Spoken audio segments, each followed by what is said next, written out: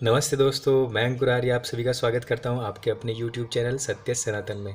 और दोस्तों, बहुत ही ज़्यादा मज़ा आया हुआ है और बहुत अच्छा लग रहा है कि हमारे सनातनी भाई, हमारे आर्यजन, हमारे हिंदू भाई सब एक हो रहे हैं। उसकी ताकत जो है वो सभी राजनीतिक दलों को दिख रही है।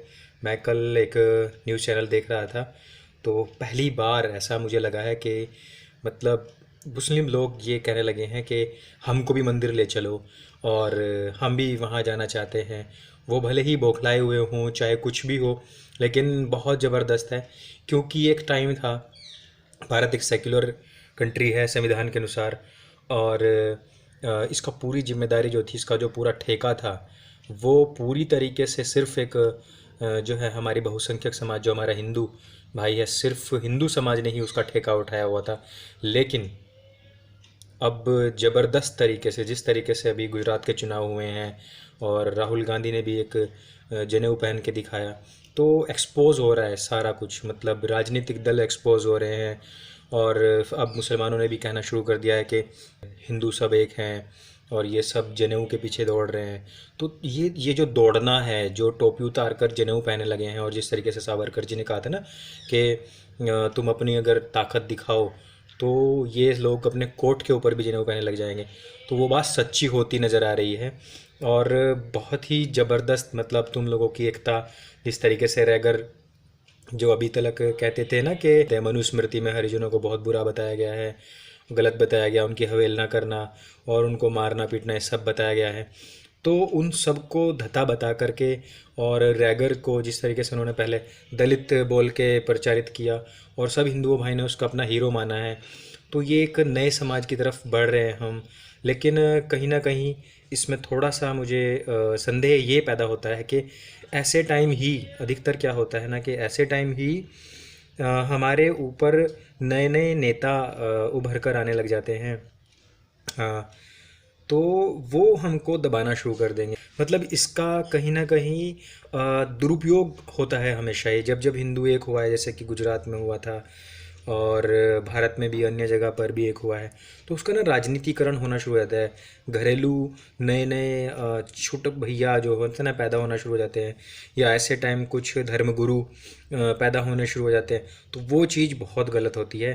तो हम चाहते हैं कि आप लोग जो है ना, किसी भी चीज़ को हमेशा धार्मिक परिप्रेक्ष्य में ना देख करके उसको समाज में क्या बदलाव आएगा उस तरफ से देखें, अपना लॉजिक हमेशा लड़ाएं।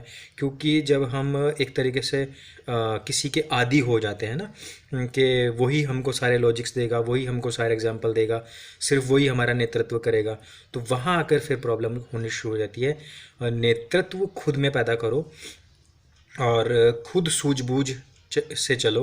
और ये कभी भी मत सोचो कि मुझे बैसाखियों की आवश्यकता है, मुझे किसी नेता की आवश्यकता है, मुझे किसी धर्मगुरु की आवश्यकता है। तो इस दिशा में सत्य सनातन भी आपके साथ है और हम इसी के ऊपर काम कर रहे हैं।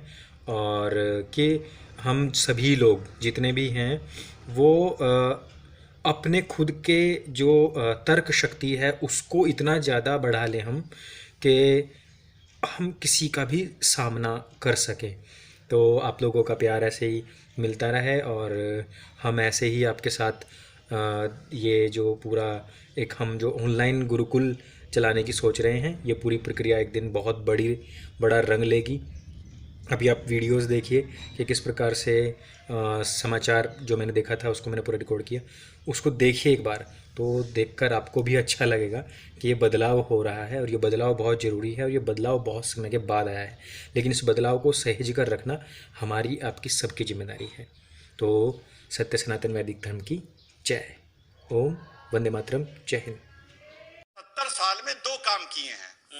एक तो सन 50 के आसपास जो जनसंघ 2.5% वोट पर रह गई थी 1951 के चुनाव में, गांधी जी की हत्या के बाद वो जनसंघ अब बढ़ते बढ़ते बढ़ते बढ़ते 50-55% के परसेंटेज वोटिंग पर पहुंच गई है। पहला काम इन लोगों ने ये किया है। दूसरा काम इन लोगों ने ये किया है कि इस विचारधारा के चलते हमारे देश में आज की तारीख में, आगे क्या होगा मुझे नहीं मालूम, मुसलमान पॉलिटिकली बेकार हो गया है, इकोनॉमिकली बेकार हो गया है, एकेडमिकली बेकार हो गया है और सामाजिक सोशली बेकार हो गया है। अब मुसलमान सिर्फ एक गिनती बन के रह गया है। 17% है, 18% है, 19% है।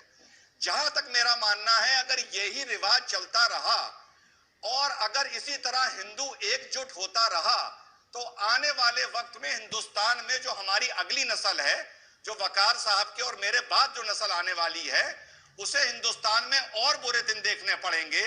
वो और मुख्यधारा से दूर हो जाएगा और हमारे नेता ऐसी ही बातें करते रहेंगे, मार देंगे, लाड़ देंगे, हरा कर देंगे, गुलाबी कर देंगे।